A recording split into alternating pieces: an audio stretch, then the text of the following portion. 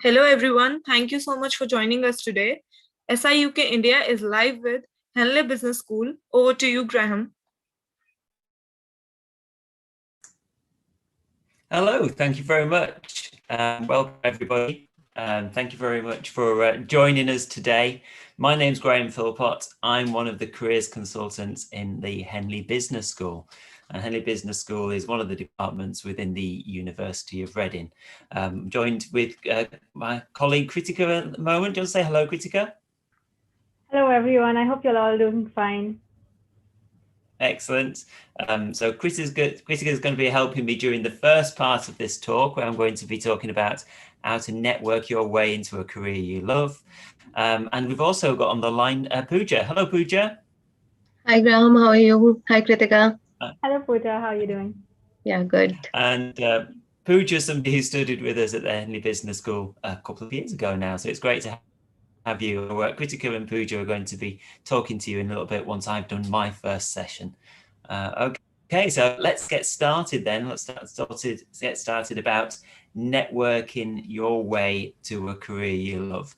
And the reason I've chosen this session is because I think wherever you choose to study, and we really hope it's going to be with us, but wherever you choose to study, this is a really, really useful way for you to think about really taking a proactive control over the kind of work that, when you finish your degree. So I think this is a really, really key thing for you to learn as you go forward into whatever future you have. So please take part as we go along. Please use the chat function to ask me any questions. And I've got a couple of poll questions that I'm going to be putting to you. So I'll be wanting you to use the chat function for that as well. So please do get involved, use the chat function, or I'll feel very lonely. We've got Kritika here to look at the chat function and read out any questions and let me know how the poll things are going, because whilst I'm presenting, I can't see what's happening in the chat function. So please do use it as we go. There'll also be a chance for a more formal question and answer session once all three of us have talked a little bit later on. Okay, then, so what I wanted to do in starting this session was to be able to talk to you about one of the students who's gone before you. We're going to have another example from Puja in a few minutes anyway, but I want you to meet Juan. Juan graduated in 2019, and she's sat there in a lecture theatre in the ICMA Centre, which is the finance department within the Henley Business School. And Juan came over in 2018, September 2018, from China on a student visit. She wasn't very confident about her English, had no network in the UK. She knew nobody here when she got here. She had very little knowledge about professional work in life. She'd done a little bit of part-time work, a couple of short internships, but not very much. And she was quite unsure about what career she wanted, but she knew she wanted to stay just for a while in the UK. And you've got to bear in mind that 2018-19, that's when people graduating from Henley Business School could stay in the UK for 6 months after their degree finished, not the new regulations that are applying now. So there were quite a few potential barriers in the way for Juan. So what did she do? Well, she networked. She networked and she networked and she networked a bit more. And in the end, she got a job. Not only did she get a job, she got actually 2 offers. Both of those offers were from companies who had never sponsored visas before. So by doing the process of what I'm going to talk to you about today, she got out there, she was able to get through all the perceived barriers that were waiting for her. She got past all of those to get to the point where 2 different companies who had never sponsored visas before were willing to offer her a job, which she took one of those. She's still doing one of those at the moment. She's also setting up her own business at the moment as well. I was speaking to her just the other day. So that's the context within which I'm going to be telling you about networking. Okay, in terms of what we're really going to run through, it's going to be very quick. We're only going to be touching over the key aspects of this, but we're going to get a shared definition of what networking is, because it means different things to different people. So let's share a definition for the rest of the session. We're going to understand why I say it's important. We're going to learn what's appropriate when we're networking, because people are often very worried about that. We're going to learn basics about how to network, both online, which is obviously what we tend to be doing at the moment, but also in person. And the aim at the end of this is for you to feel empowered to go out and do some networking. You might not feel fully confident. I'm sure you won't. You might not feel fully skilled. I'm sure you won't. But you'll feel that it's something you can go out and start practicing and trying and really get on with doing. Okay. So we're going to start then with a little bit of audience interaction. I want you to use the chat function to type in 1, 2, 3, 4, or 5. If you think networking is letting people know you want a job, letting people know or asking people for a job, that's what you type in number 1.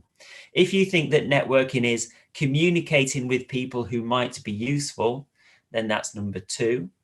If you think that networking is about making friends, type number 3.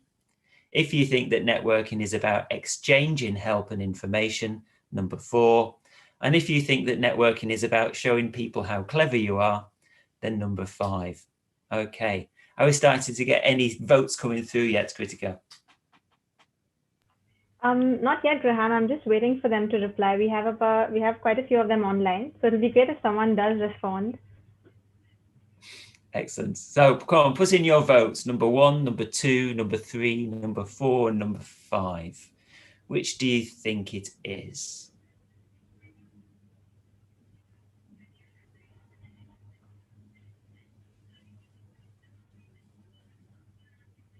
What do you think it is, Kritika, whilst people are coming through?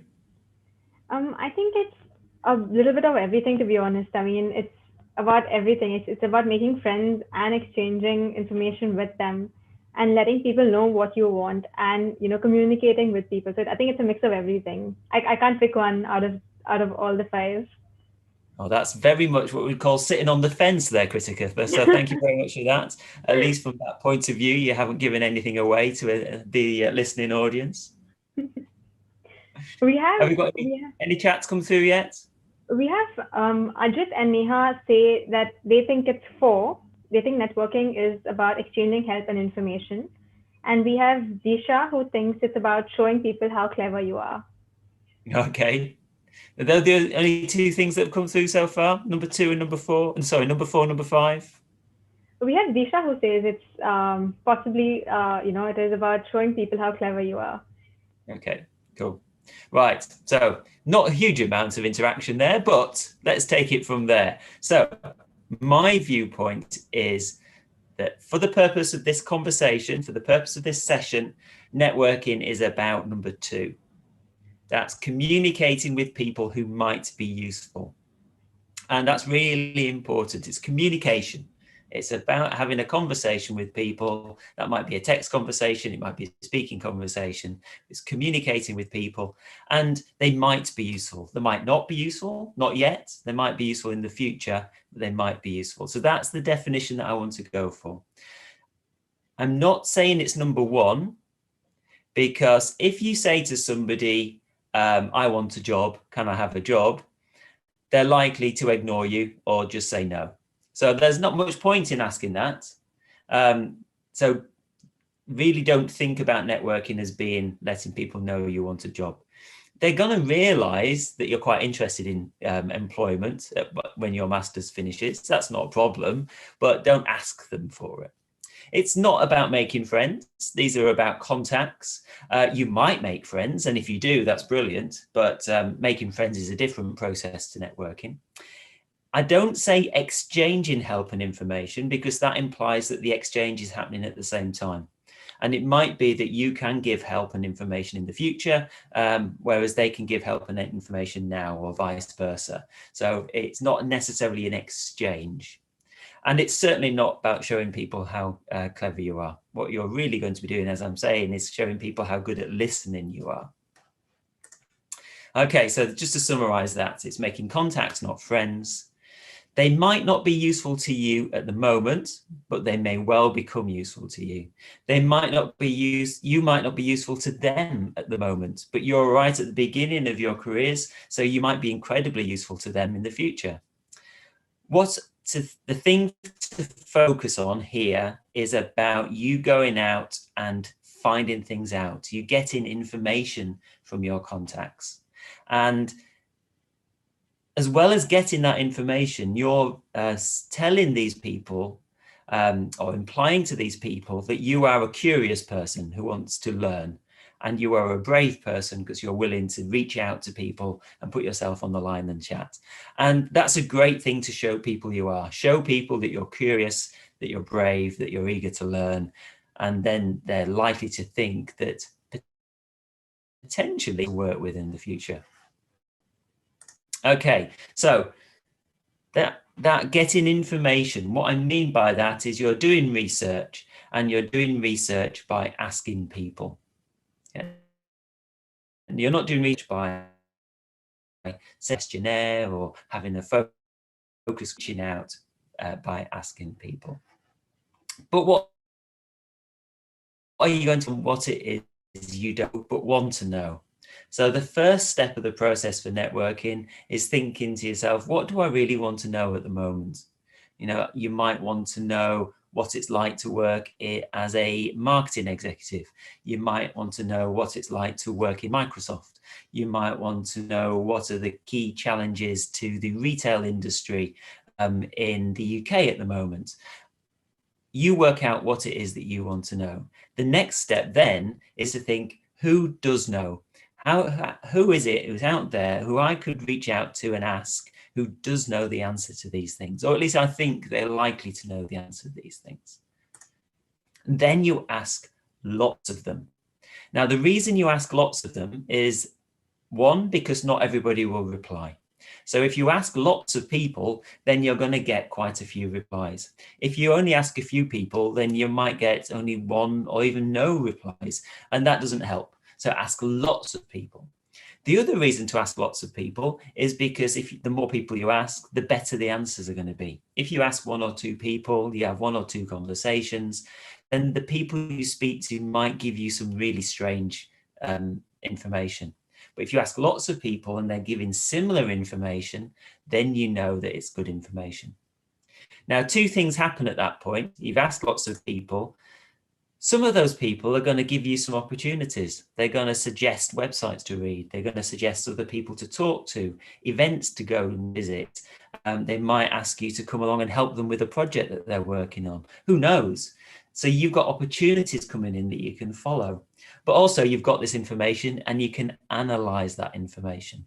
Once you've analyzed that information, then you can do what you've concluded from that analysis, and doing that is going to lead to more opportunities. Okay. Once you've done that, so once you've gone through that loop, you'll probably then think, oh, right, now I don't know this thing instead. There's something else I don't want to know, and you can start the loop again. So you're getting, by going through this process, you're building more and more contacts, you're getting more opportunities, you're getting more information, you're giving yourself more good actions to do that are really going to help you move forwards. So that's one reason why you should network, to find out things you don't know, but it's not the only reason. The second reason, I think, is that it gives you the chance to practice. It gives you the chance to practice talking to the type of people who will interview you. If you end up applying to be a marketing executive, then you're going to get interviewed by marketing executives and marketing managers. Now, if you've never spoken to those types of people before, that's going to be really difficult and scary. Whereas if you've talked to lots of them in your networking, that's going to be much easier and much less scary. So that practice is really useful.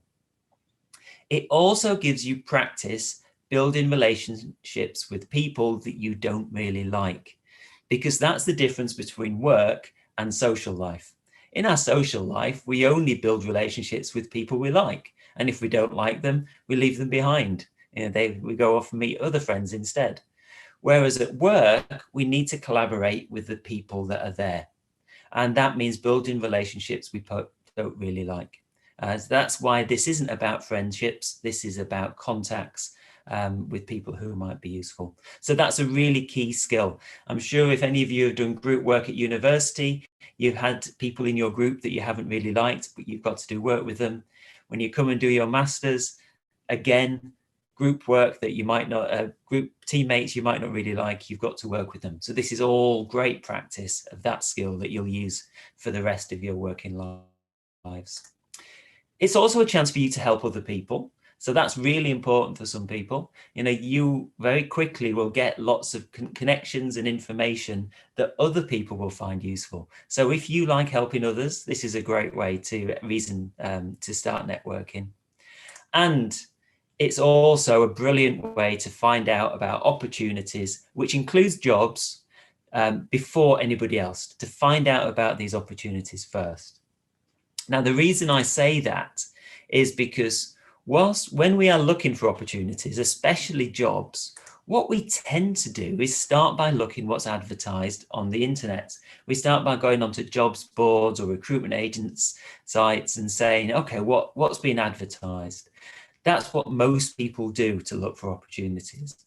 But that's not how companies work. That's not how organizations work. Organizations start by saying, who in the organization can do this work? If there's nobody in the organization, then they'll think, who do we know that can do this work? Or they'll say to their contacts, who do you know that can do this work? And actually, 80% of all jobs and all opportunities are filled before they get advertised. So if you start networking, then these 80% of opportunities start to become visible to you. They might not all be right for you. You might not want to follow all of them, but at least they're there and you can see them and they're open and available to you. Okay, so let's go into poll number 2. Let's see if we can get more than 2 respondents this time, Kritika. Poll number 2 is, who do you network with? Do you network with 1, people in the HR department, in the recruitment department? Do you network with number 2, senior managers and directors of the organizations? Do you network with number 3, hiring managers and potential teammates? Or do you network with number 4, absolutely anybody you can do? Okay, 1, 2, 3, or 4, who do you network with? Since we have quite a few people who just joined us, I would recommend everyone to just type in your answers in the chat box and reply with your answer as either 1, 2, 3, or 4, depending on what you think who we network with is important. Excellent. Yes, all the new people, welcome everybody. If you pop this in the chat box, number 1, if you would network, who do you network with? Would you choose particularly HR or recruitment people? Number 2, would you focus on senior managers and directors? Number 3, would you focus on hiring managers and potential teammates? Or number 4, would you network with anybody you can do? Have we got any responses coming in yet, Kritika? Not yet. I'd highly, just to get your answers and to understand how important you think networking is, I'd actually recommend everyone to respond to this question, because it's really interesting to know what your answers would be. It is. And, as I said in the first slide, those people who came in a bit late didn't see it, but people don't use the chat function. We just feel lonely, don't we, Kritika? Yes. And I'm sure nobody wants us to feel lonely. So we have Ajit, who says it's 1, 3, and 4. Oh, God. 1, 3, and 4. Well, 4 includes all 1 and 3 anyway. So that really is covering nearly all of the bases. Okay. Any more? So far we have Ajit. I mean, we have quite a few active ones on the chat. Anishka, Puja. So we have Diksha who thinks it's 1 and 3. HR and recruitment and hiring managers and potential teammates.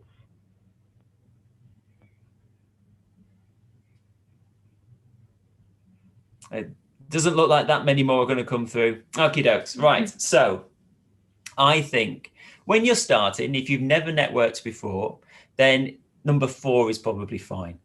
Just start. It doesn't really matter what people do, what people are, reach out and see how it goes. But I think the best group of people to be networking with are number 3. And that's because those are the people that have the most detailed information. So you learn most, and have the likely to be the people who decide who gets onto an interview list if there's ever a job available. So those are the 2 reasons. If you talk to senior managers and directors, then usually they're too senior. So they've left the detail behind. They'd have to refer you lower down to get detail anyway. They've also only really determined who gets interviewed for direct reports. And it's probably, don't know your career history, so it's probably a bit early for you there. If you go to number one, then number one's brilliant if you want to work in HR or recruitment, because then number one and number three are the same thing. But if you don't want to work in HR or recruitment, then their job is to stop you talking from other people. Their job is to get you onto their website and apply for a vacancy, because that's what they're there for. They're there to implement their policies and processes. I used to be a HR person. I used to write the policies and processes. So I can tell you that's their job, is to keep you from the people who would be most useful. So aim for those people who are either going to be your potential teammates or the hiring manager, the person who you'd work for. And those are going to be the most useful for you in terms of information and also influence. Okay, so there are two key ways to network. We've talked about, what networking is. We've talked about why you should bother. We've talked about who you should network with. Let's now talk about the ways to network. And as I've already mentioned, online is what we've all had to do for this last year or so, because COVID-19 has meant that there's been much less happening face-to-face, which is good, because actually online is a great way to network. And in the UK, where we've been working from home for a year now, it's actually made some networking an awful lot easier. So there were worries that it was going to make it harder. I think it's actually made it easier, because people are quite happy to just pop onto a Teams call, a Zoom call for 15 minutes, because they're sat there in front of their computer anyway. So if you are networking online, then I'd certainly recommend using the specialist networking sites. The biggest one is LinkedIn. If you're interested in working in Germany, then the biggest one there is Zing. But for most of the world, the biggest is LinkedIn, and that was set up especially to enable networking. So the best reason for using it is that everybody who has a LinkedIn profile is kind of saying that they're open to networking. So it's a great place to go. You can use other social media as well, though. Things like Twitter and Instagram are particularly good, because they often, the way that they're sort of set up encourages a conversation and a dialogue. Twitter's particularly good for things like financial trading, for sort of politics, journalism, if you wanted to go to those kinds of areas, media, and also if you want to go into sports management, Twitter seems to be very good. Instagram's very good for the creative industries, and that's a very good place to go for Instagram. And there are lots and lots of online events. Now, there already were lots, if we go back to 2019 and beyond, before that, because it's very easy to run an online event. But an awful lot more have sprung up over this last year, and I think they're going to stick around. So, for instance, there was an in-person event every third Wednesday in London for Henley alumni, that alumni ran themselves, and that became an online hangout. And they did that because so that they could keep it going. But now they've found that it's not just people who can easily get to London on a Wednesday evening that go. It's got a much broader range of networking. So they've found lots of benefits from doing that. In person, then there are lots of more things open to us. And I think one of the most important ones that sometimes we forget about is just chance talking to people. So there's a couple of stories I really love of people who've done some excellent networking by chance. There was a chap called Indraheet. He did his master's and his PhD at the ICMA Centre. He wanted to work in investment banking. That's a really difficult industry to get into. He happened to be queuing up at a bus stop in Reading Town Centre to go to campus, which is about a 20-minute walk away. So he was being very lazy because it's uphill. And he got chatting to the chap in front of him in the queue. It turned out that the chap in front of him ran his own small boutique investment bank. That conversation led to another conversation, which led to Indra doing a bit of part-time work on a project, which led to a job offer, which has led to Indra becoming an investment banking professional, just because Indra was curious enough to chat to the person next to him. There was also, again, in the RCMA Centre, a master's student a few years ago. She worked in a spa hotel in the summer before she went to university.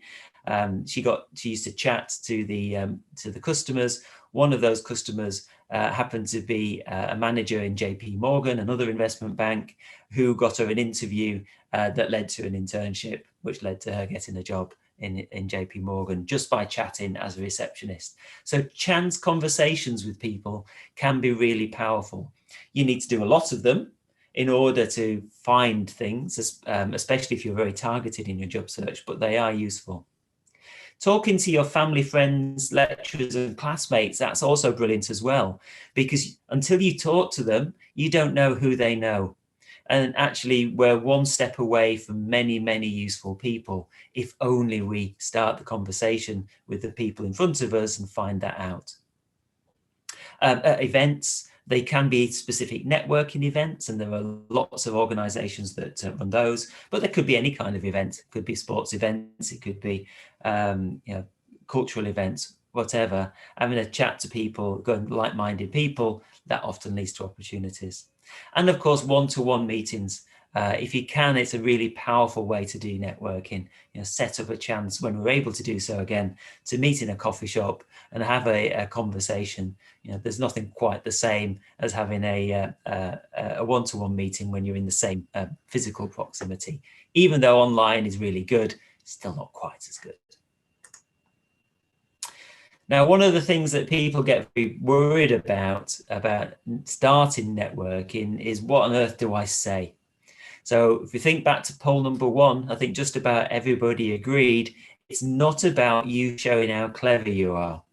It's about you listening to what other people have to say. And therefore, what you want to do is ask questions that are easy for the person to answer. So we've got some really easy questions for the person you're networking with to answer at the moment. Why did you choose to work here? Can you tell me more about your division? What's the most challenging part of your job? What are the key skills I need to develop? What advice would you give me? Those kinds of things are going to lead to a lot of talking. They'll say something interesting. You can just say, that's interesting. Can you tell me more? The conversation carries on. So start with easy questions that the person can answer easily. Kritika just came on screen then, so just in case you wanted to say something to me, was there anything you wanted to say whilst you were on screen? No, I just remember the time when I used this as a great opportunity to find part-time work in Reading itself. So it just reminded me of those times. Excellent. Kritika will be introducing herself fully, and I know Kritika because I've been her careers consultant. See, it's brilliant. What goes around comes around. Thank you very much. So we're on to the last few slides now. So now's a good time to think about what's appropriate when you're networking. And I think the first thing to say is that networking is normal. This is what people do all the time. They might just talk about it as meeting people. They might not use the word networking. They might say building connections. They might say building relationships. They might say all different terms. But reaching out to people and building a professional relationship is entirely normal. So don't worry that just by starting this, you're automatically being inappropriate. You're not. It's appropriate. It's normal. Contacting people on LinkedIn and Twitter, etc., is fine. Yeah, they're putting themselves out there to be contacted. And of course, they can ignore any request you put to them if they want to. That's where their power lies. Don't worry about that yourself. We don't know why they're ignoring it. It could just be that they're really, really busy. It could be that they've had a lot of requests that day. It could be that they've fallen out with their partner and they're in a bad mood. So don't take it personally if they do ignore it. It could be that they've forgotten the password to the account and they can no longer see it anymore. I've certainly heard that one before in the past. What I would say is always try twice in case they were just really busy the first time you tried. So if you send them a LinkedIn connection request with a little bit of text that says, hello, can I have a quick 5-minute chat with you? I'd like to know about what it's like to be a marketing executive. Send them exactly the same message a week later if you haven't heard anything, because that way, if the message just landed at the wrong time, they've got a good excuse to get back to you without it being embarrassing. If it doesn't work again, then give up on that person, try somebody else. There are thousands of people out there to network with. So, don't feel that you have to try more than twice with anyone. As I've already said, ask them questions they can answer easily, and avoid questions about salary, politics, or religion. If you're talking to somebody who's a political journalist and you're interested in being a political journalist, then obviously politics is fine. If you're thinking about becoming a religious commentator, then religion's fine. But generally speaking, if we're talking about other types of professions, ignore those topics. And then finally, remember that different people have different communication styles. So don't read too much into the way that they communicate back with you. So I'm reminded of a colleague I had at a previous company called Bob. And the first 6 months that I dealt with Bob was all via email. And I would send quite long, detailed professional emails that I worked really hard to make sound good. And I would get 1 or 2 or 3 word responses back. Yes, fine, okay, that kind of thing. That was all. So over that period of 6 months of getting these really short answers, I thought that Bob really didn't like me. I thought he really didn't like what I was trying to do, or he didn't like me in the way I communicated. There was something he didn't like. When I finally met him in a meeting, he was a lovely person. He was really, really nice. He talked a lot. He was very friendly. He said to me, complimented me on how good the work I was doing, and how clear it was for him to follow the directions I was given in email. I had entirely the wrong idea of Bob, simply because his communication style in writing was really short. So don't read too much into the different communication styles. We don't know what they're like. And if somebody starts long and gets shorter, it could just because they're really busy at that point, or the questions that you're asking now just mean that they don't need to write such a lot, and they're quite comfortable with you. So again, they don't feel like they need to write such a lot. So don't worry about other people's communication styles. Don't let that be a reason not to carry on. We have lots of chances to practice at Henley Business School and at the University of Reading. We put on talks by industry experts, where you can put Q&As into chats, and you can have Q&A sessions where you can come on the mic afterwards to be able to practice in that way. We get you working in small groups if you want to come along to things like our hackathons, where we get industry experts to come and facilitate small groups of students. We also have ways for you to practice building connections with fellow students that you probably won't see because you do different courses. So I've got a picture of some Lego there, because that's one of the ways that we use to explore what we want out of life, to do it in a different kind of a way rather than just whiteboards and post-it notes. So there's lots of ways you can practice building relationships with people you wouldn't normally do so. And my final slide to leave you with this is that everything I've talked about so far is about persuading you to try networking and to get started at networking. That's just the start. Once you've made a connection with somebody, then it requires work, because then you need to build that relationship. So building and maintaining relationships is a really important part. It's not just about collecting connections on LinkedIn. It's about being able to have ongoing relationships with those. So ask follow-on questions. I've been reflecting on our last conversation. I'd now like to ask you X. Yeah, that's great. It keeps the conversation going. Maybe your contact's giving you ideas about things you could do to take things forward. So if so, and you're doing them, give them updates. They'd like to see that you've taken their advice forward. Quickly, you're going to get to know people that might be useful to your connection. So offer to introduce them to each other. And finally, be systematic with this, because quite quickly you might have a lot of connections, so you won't be able to remember the last time you spoke to people, what the last thing you spoke to them about was, when you expect to talk to them again. So build a spreadsheet and be systematic about it.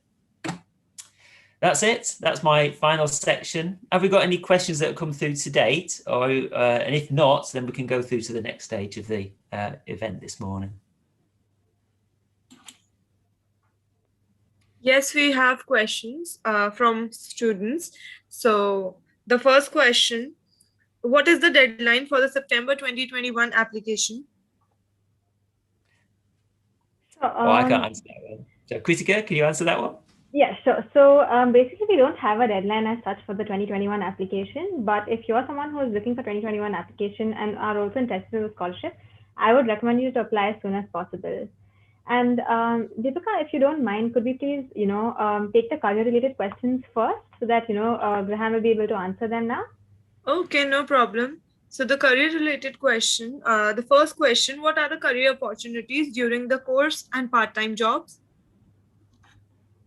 Well, it really depends on what the course is that you're doing. The courses are quite hard work. So whilst there's certainly the opportunity to work part-time, and quite a lot of people do so, it's probably a good idea to give it a few months, maybe even just the first month of getting through, understanding the way things work, understanding your workload beforehand. There are certain types of work that makes related part-time work much easier.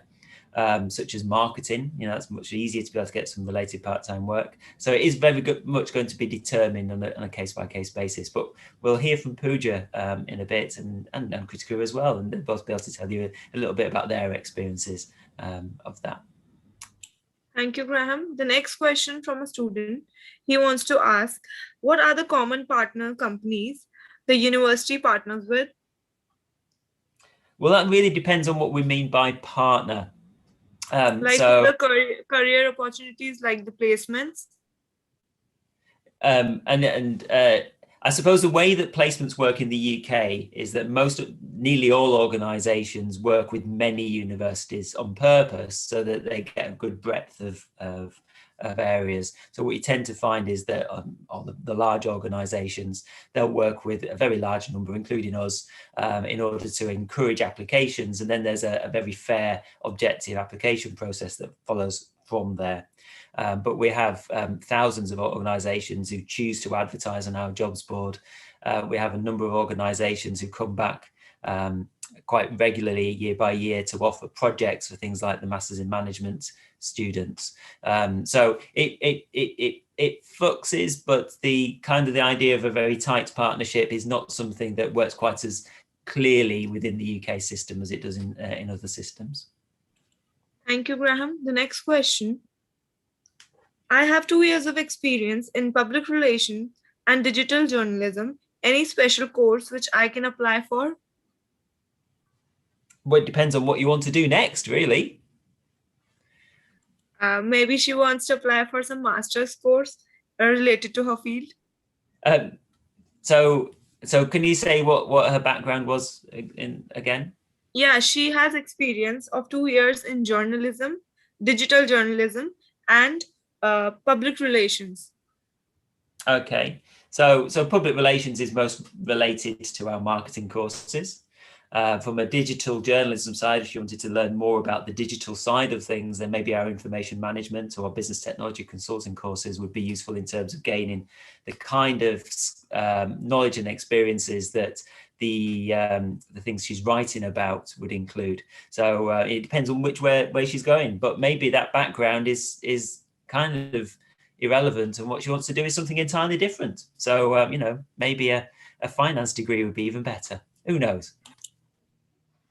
Thank you, Graham. The next question. I have done my BBA from India. Can I apply directly for master's or MBA? So again, that's more of a Kritika admissions type question, but I'm sure we've had people from a BBA applying to a master's before, haven't we? Yeah, I will be taking those questions in the end. Any career-related questions, if we have any? And I'll just go through a few of the, the admissions process and everything, and then maybe move to the end. So do you have any other career-related questions? If there are any, yeah, one girl, she wants to ask, she has 3 years of experience in HR. Can she apply for an MBA from your university? Is there any specialized MBA for 1 year? So basically yes, Graham, over to you. No, sorry, carry on. So basically for the MBA programs, you require at least 5 to 8 years of work experience. A program that I would recommend for her would be the Masters in HR, like the HRM program. That's again for a period of 1 year, and it is a specialized program. And I think it's probably, by the sounds of it, the questions are getting quite administrative. So shall we go into the next 2 stages of the session, then we can all do our joint Q&A? Yes. Cool. Yeah. Okay, then.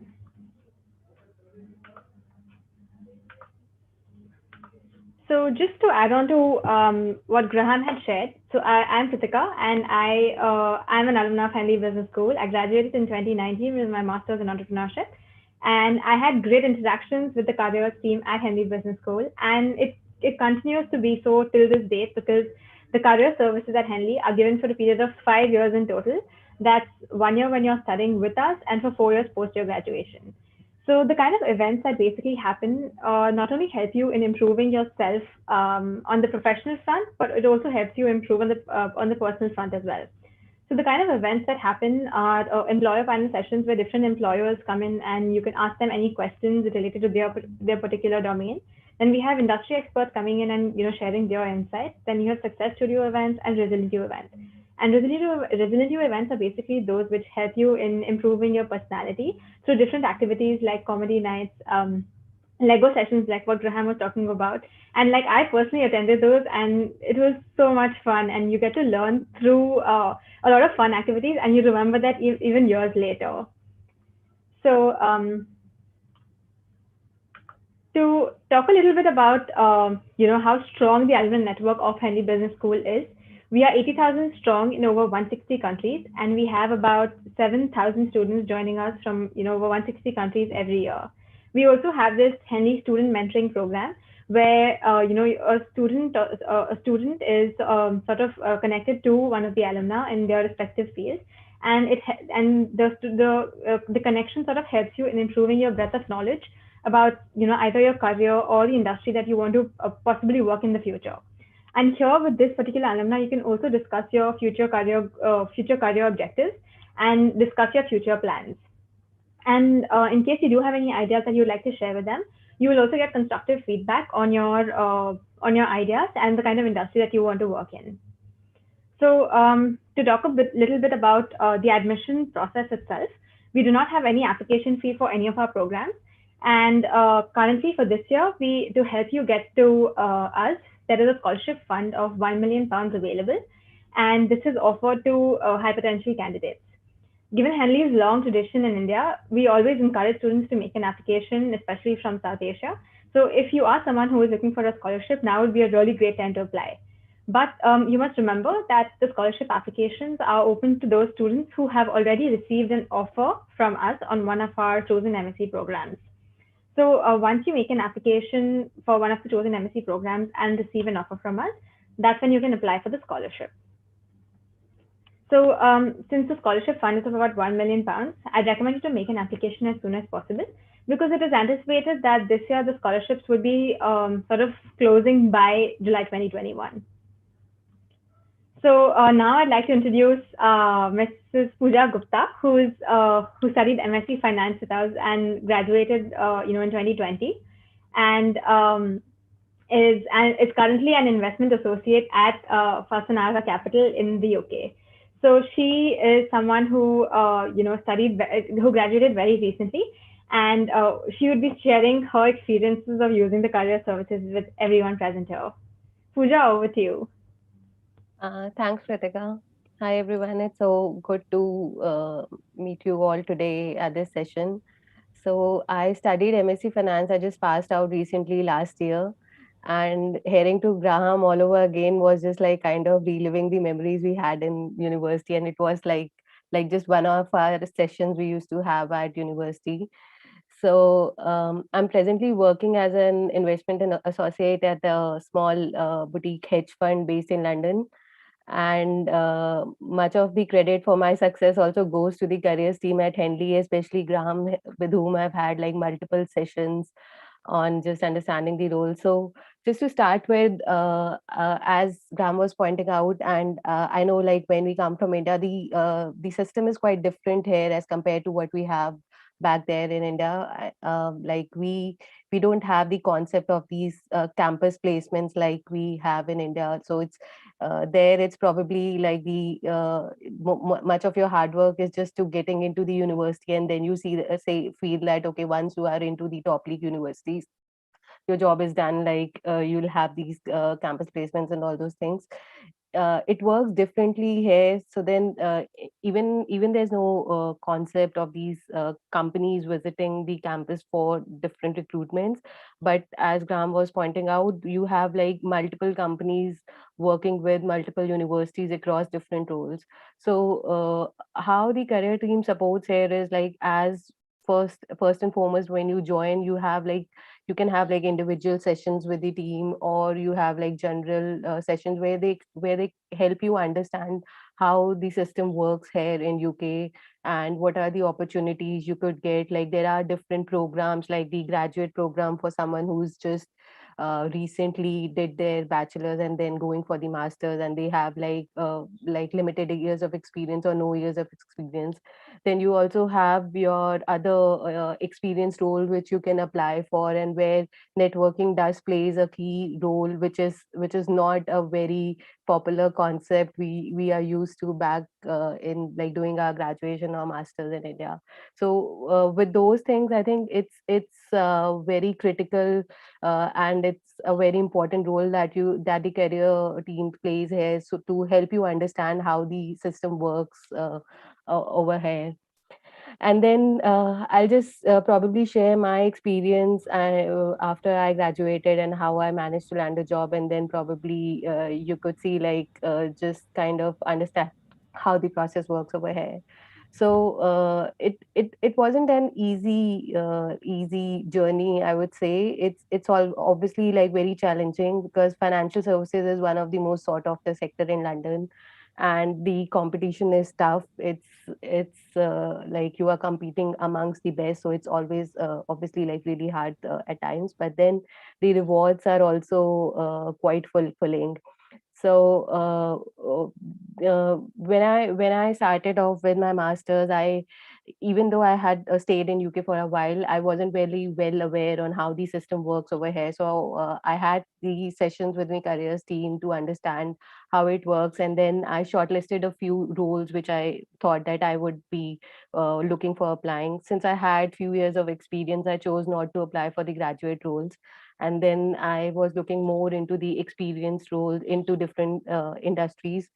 And then I did a lot of sessions with Graham and other people at the careers team to help me understand. So it was not just like helping you guide like what exactly you want to work on. It's kind of more of a self exploration sessions as well, that kind of identify your strengths and your areas where you can work on. And then after those sessions, you tend to like accordingly network with the people, meet the right set of people, and then interact with them and see how and what exactly you want to do.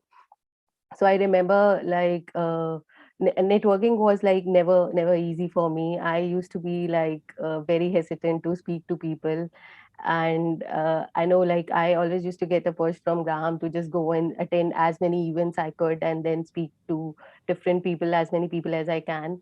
And the on one such event, I managed to speak with the CEO of a company and just discuss on some ideas where their firm was working on, and it went on good. And then he asked me to just like share my CV with them and see if they have any opportunities. And I remember I just came in the evening, and then I dropped in an email to Graham, and then we just had like a quick chat the next day, and I sent him the CV afterwards, and that's the same company I'm working right now.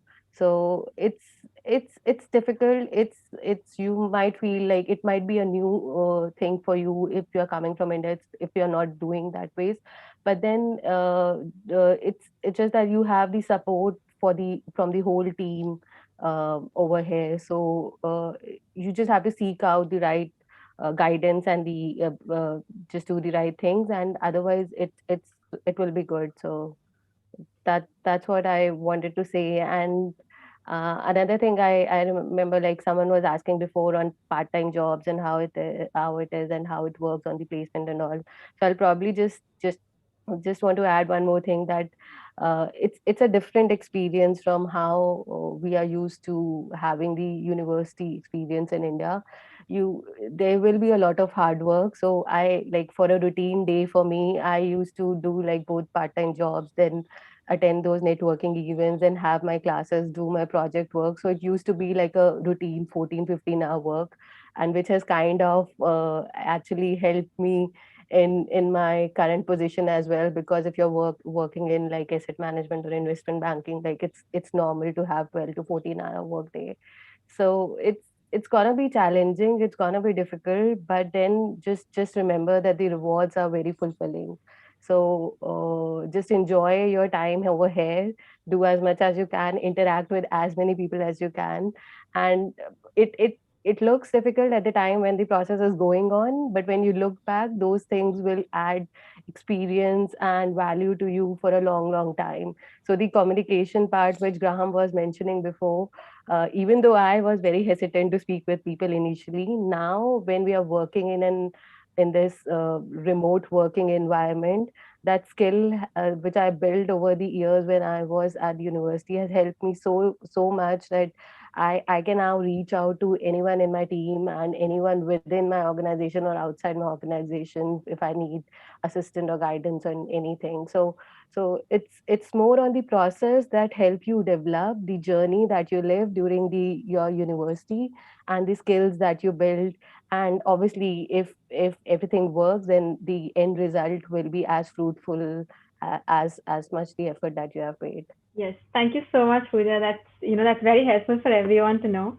And like as you had rightly mentioned about your post graduation, your post graduation, your work experience, and the same way I'd also like to highlight the factor is how important networking on campus as well is, because my two of my part-time roles were landed through networking during the sessions organized by the careers team. So I would say network as much as possible, especially with the the careers team, the opportunities that they give you and the kind of events that they hold. That kind of networking is extremely important. So that's it from our end. So if there are any questions, we'll be more than happy to answer those questions. And I mean, just shoot your questions, and we'll be more than happy to answer them. Thank you, Kritika. So moving towards the questions, the question which I have for you is it still possible to apply for a scholarship for September start? Yes, it is. So our scholarships are still open, and if you are someone who holds an offer with us, now would be a really good time to actually make an application for scholarship. Thank you, Kritika. The next question, the boy wants to ask, do you have January intake? Can I defer September application to Jan? So we do not have a January intake, but you can defer your offer from, like, say, September 2021 to September 2022 if required. Thank you, Kritika. The next question, when should I apply for accommodation? Is accommodation secured for international students? Sorry, I lost your voice there for a bit. Could you please repeat that? Yeah, no problem. The boy wants to ask, when should I apply for accommodation? Is accommodation secured for international students? So the accommodation is actually secured for international students. You do have a guarantee on the accommodation up to a certain date. So you will be the date by which you need to make an application for for the international students will be mentioned when you are sent the emails about accommodation. But what I would recommend, that if you are someone who's very particular about the kind of accommodation that you need, now would be a good time to actually have a look at the kind of accommodations available and to make an application for the chosen one. Because you will be given three choices. You can prioritize your choices, and if you want your first choice to be allotted to you, the earlier you apply, the better it would be. So that you get your choice rather than something that you possibly want third in priority. Thank you, Kritika. One student wants to ask what IELTS score I need for a marketing undergraduate course. So are you talking about the IELTS score for if you're talking about the master's program marketing, then you require a 6.5 score with no element less than 6 for the marketing programs with us. Thank you, Kritika. The next question, what is the COVID or lockdown situation in UK? Sure. So what I would say is that could you elaborate on the question, or would Pooja and Graham like taking this, because I'm currently in India. So would you want to like highlight, or I can share what the university did for the students, but maybe Graham and Pooja, would you like to throw some light on how the current situation is? So in the UK, the things are getting much better, slowly but surely. Things are still quite locked down at the moment. Students have been working online, which has worked really well, and the module evaluation feedback that's been coming through has been really, really positive, more positive than we expected, which has been really good. So obviously they've had a different experience, but it's been a very positive one. And they're still working out what the plans are going to be for the autumn term, but they're very close to publishing those, I believe. So yeah, things are, the weather's improving here, which is always good. We've just coming out of winter, and going through the period we've had, and it being very dark and cold has been a bit challenging, but that's just the UK. Thank you, Graham. The next question. One student wants to ask, I have got 60% in Bachelor of Business and Administration.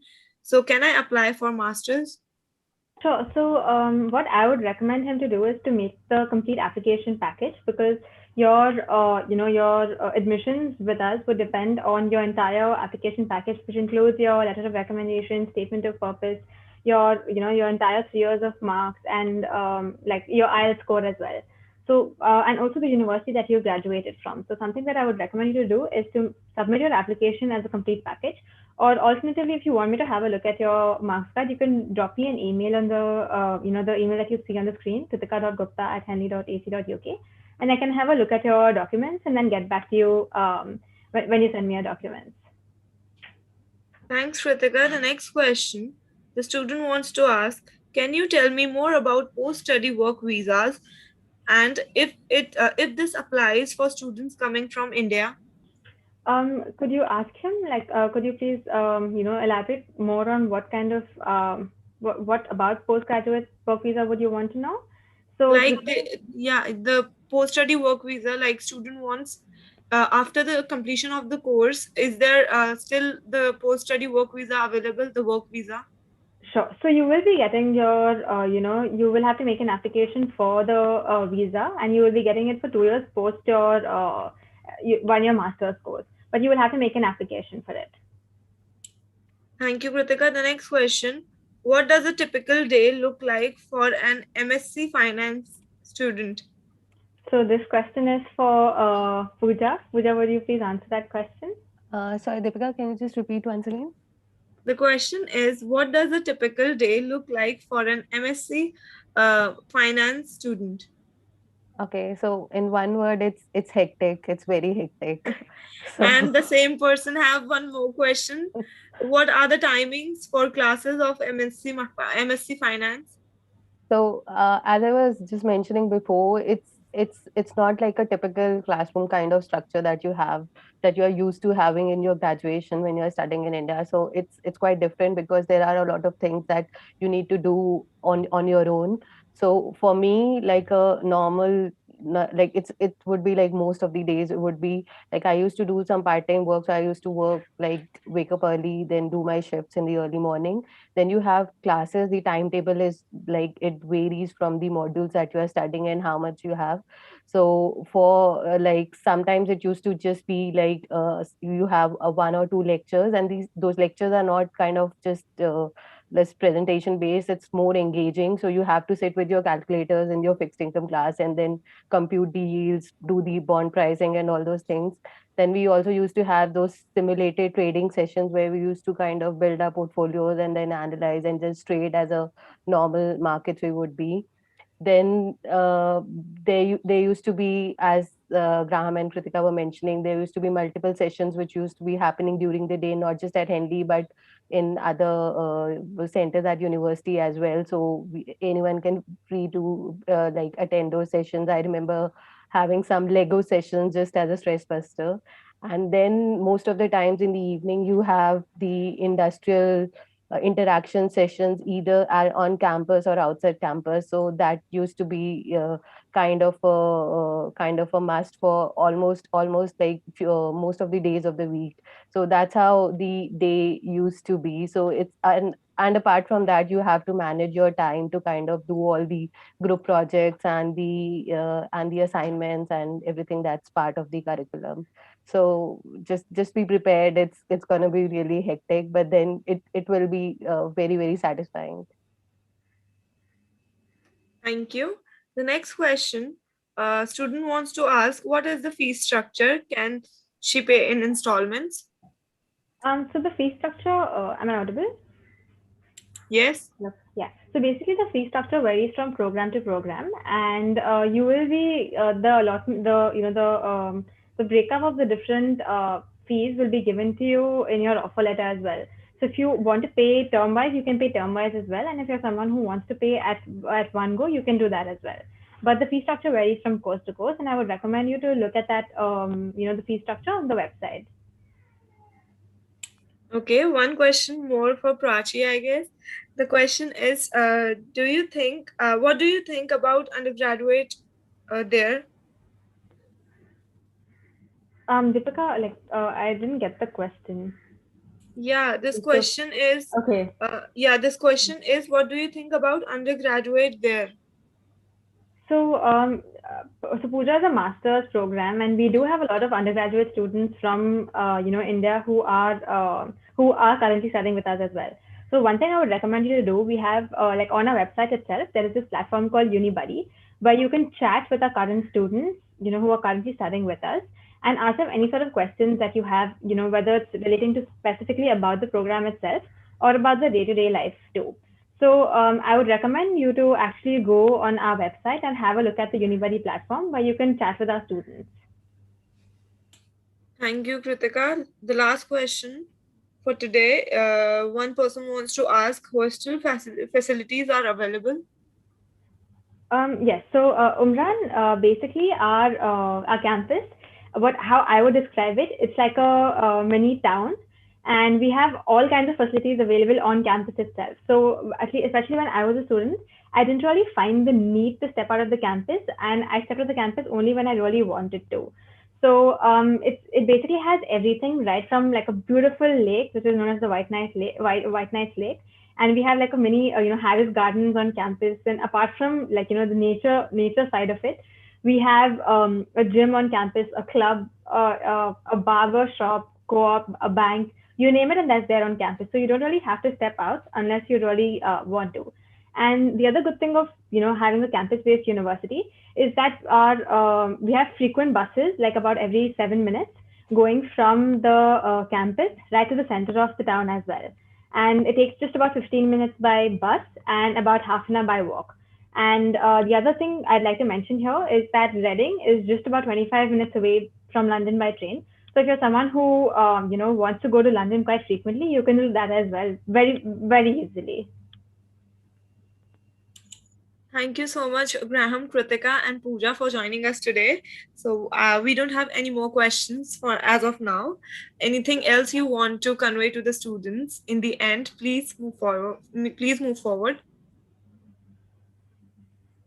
Just say thank you very much to everybody for joining us today. Really appreciate it. Great to have a chance to talk to you. So what I'd like to say is that if there are any questions that come up to your mind at a later point of time, or you'd like to have a one-on-one call about, more what Henley has to offer, or anything more, you all can feel free to drop me an email on the, the email ID that I've shared on the screen, and I'll be happy to have a one-on-one call with you as well. It's lovely to have you guys here, and hope to see you all very soon. Thank you so much again, Pooja, for joining us, who is, been a great support and has been one of the success stories for Henley Business School, and someone who's taken part in almost every event and sort of really showed that if you do network your way through, you will be successful. And thank you so much, Graham, for conducting this wonderful session. And we're really thankful to career consultants like you, especially like Pooja and I, so that we've actually learned a lot through networking. And yes, and thank you SIUK as well for the support that you've given us and hosting this webinar for us. Thank you so much all for joining us today and sharing your valuable knowledge. See ya. Thank you. Bye-bye. Thank you. Bye. Bye. Thank you, everyone.